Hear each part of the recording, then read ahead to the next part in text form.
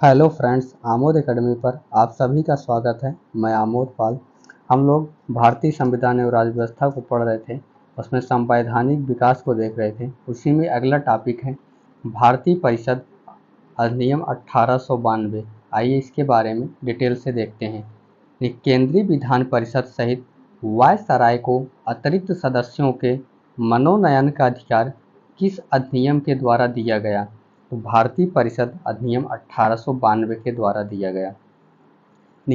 केंद्रीय विधान परिषद सहित वायसराय को अतिरिक्त सदस्यों के मनोनयन का अधिकार भारतीय परिषद अधिनियम 1892 के द्वारा दिया गया था।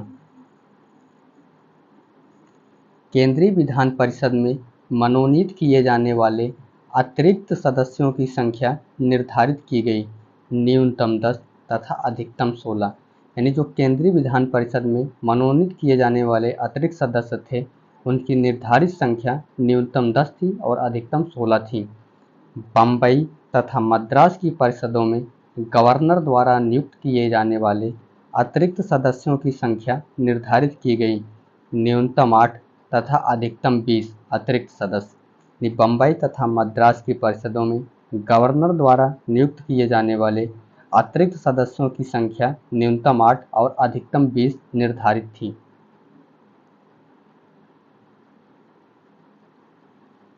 बंगाल प्रांत की परिषद में गवर्नर द्वारा नियुक्त किए जाने वाले अतिरिक्त सदस्यों की संख्या कितनी निश्चित की गई थी? अधिकतम 20 सदस्य। बंगाल प्रांत की परिषद में गवर्नर द्वारा नियुक्त किए जाने वाले अतिरिक्त सदस्यों की संख्या अधिकतम 20 निश्चित की गई थी।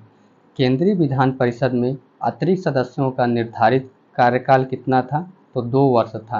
यानी जो केंद्रीय विधान परिषद में अतिरिक्त सदस्यों का निर्धारित कार्यकाल 2 वर्ष था। केंद्रीय विधान परिषद में अतिरिक्त सदस्यों के निर्वाचन हेतु कौन सी रीति अपनाई गई थी? तो परोक्ष निर्वाचन रीति अपनाई गई थी।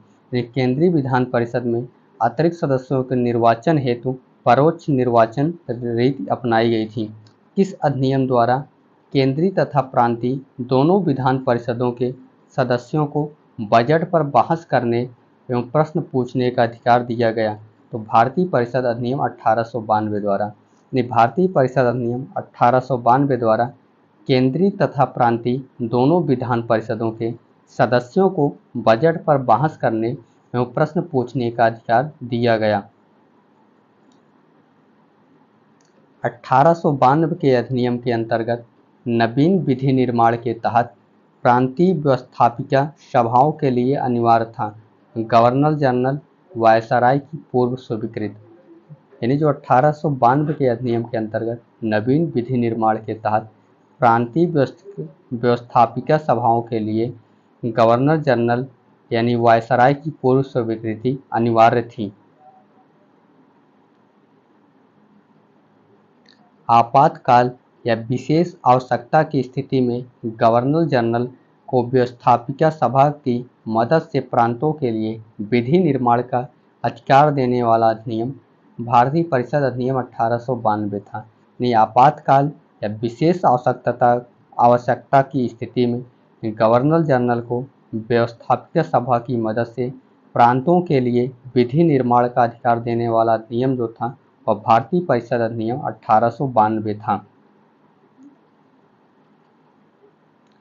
1892 के अधिनियम के अधीन प्रांतीय परिषद के अतिरिक्त सदस्यों का चुनाव किया जाता था विश्वविद्यालयों, नगर पालिका, जिला परिषद, व्यापार संघ, जमींदारों आदि की सिफारिशों पर। जो 1892 के अधिनियम के अधीन प्रांतीय परिषदों के अतिरिक्त सदस्यों का चुनाव जो किया जाता था उसमें विश्वविद्यालयों द्वारा, नगर पालिका, जिला परिषद, व्यापार संघ, जमींदारों आदि की सिफारिशों पर किया जाता था।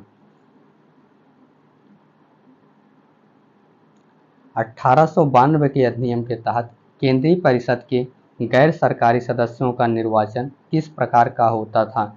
तो प्रांतीय परिषदों के गैर सरकारी सदस्यों की सिफारिश पर। 1892 के अधिनियम के तहत केंद्रीय परिषद के गैर सरकारी सदस्यों का निर्वाचन किस प्रकार होता था? तो प्रांतीय परिषदों के गैर सरकारी सदस्यों की सिफारिश पर। 1892 के अधिनियम के अधीन गठित होने वाली व्यवस्थापिका सभाओं यानी केंद्रीय तथा प्रांतीय दोनों के सदस्य किस प्रकार के प्रश्न नहीं पूछ सकते थे? पूरक प्रश्न तथा तर्कपूर्ण प्रश्न। यानी 1892 के अधिनियम के अधीन गठित होने वाली व्यवस्थापिका सभाओं के सदस्य पूरक प्रश्न तथा तर्कपूर्ण प्रश्न नहीं पूछ सकते थे। 1892 के अधिनियम के द्वारा स्थापित व्यवस्थापिका सभाओं की वास्तविक स्थिति थी परामर्शदात्री परिषदों जैसी। यानी 1892 के अधिनियम द्वारा स्थापित व्यवस्थापिका सभाओं की वास्तविक स्थिति कैसी थी? तो परामर्शदात्री परिषदों जैसी थी।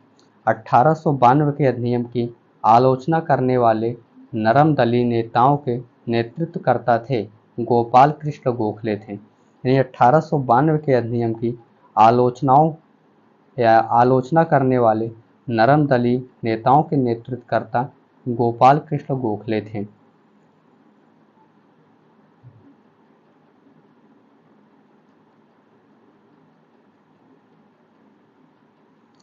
1892 के अधिनियम के द्वारा किए गए सुधारों का पूर्ण लाभ उठाने की सलाह देने वाले भारतीय राष्ट्रीय कांग्रेस के नेता कौन थे? तो सुरेंद्र नाथ बनर्जी थे। यानी 1892 के अधिनियम के द्वारा किए गए सुधारों का पूर्ण लाभ उठाने की सलाह देने वाले भारतीय राष्ट्रीय कांग्रेस के नेता सुरेंद्र नाथ बनर्जी थे।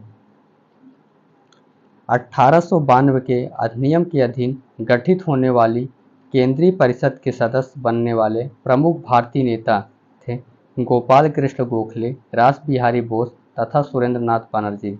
1892 के अधिनियम के अधीन गठित होने वाली केंद्रीय परिषद के सदस्य बनने वाले प्रमुख भारतीय नेता जो थे वो कौन कौन थे? गोपाल कृष्ण गोखले थे, रास बिहारी बोस थे तथा सुरेंद्र नाथ बनर्जी थे।